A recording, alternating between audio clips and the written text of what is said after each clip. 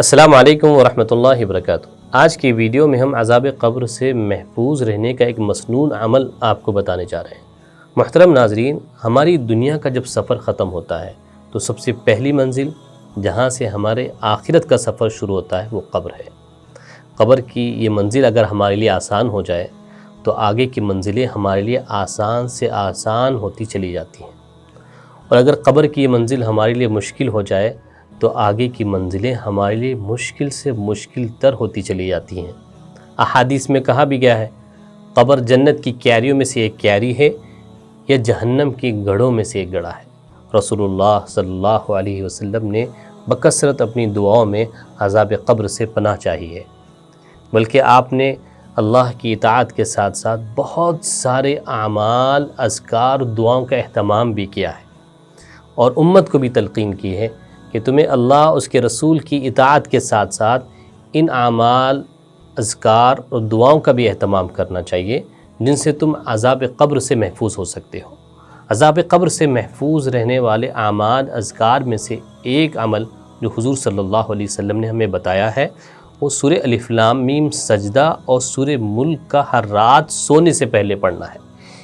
سورہ الف لام میم سجدہ اور سورہ ملک کے ہر رات سونے سے پہلے پڑھنے کی وجہ سے انشاءاللہ ہم عذاب قبر سے محفوظ ہو جائیں گے۔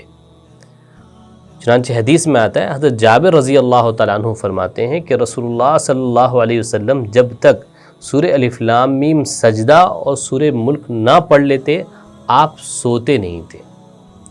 سورہ ملک کے بارے میں تو ایک حدیث میں آپ صلی اللہ علیہ وسلم نے فرمایا یہ منجیہ ہے، یعنی یہ عذاب سے نجات دلانے والی صورت ہے۔ محترم ناظرین، سورہ الف لام میم سجدہ یہ پارہ 21 کی سورہ ہے، اور سورہ ملک یہ پارہ 29 کی پہلی صورت ہے۔ ان دونوں صورتوں کو ہمیں سونے سے پہلے ضرور پڑھ لینا چاہیے۔ اس عظیم مسنون عمل کا آپ خود بھی اہتمام کیجئے اور اپنے گھر والوں کو بھی اس کا پابند کیجئے، تاکہ ہم اور ہمارے سبھی گھر والے عذاب قبر سے محفوظ ہو جائیں اور آخرت کی یہ پہلی منزل ہمارے لیے آسان ہو جائے، تاکہ آگے کی منزلیں ہمارے لیے آسان سے آسان ہوتی چلی جائیں۔ آپ ہماری اس ویڈیو کو لائک کریں، شیئر کریں۔ اگر آپ نے ہمارے چینل کو سبسکرائب نہیں کیا ہے، ہمارے چینل کو ضرور سبسکرائب کریں۔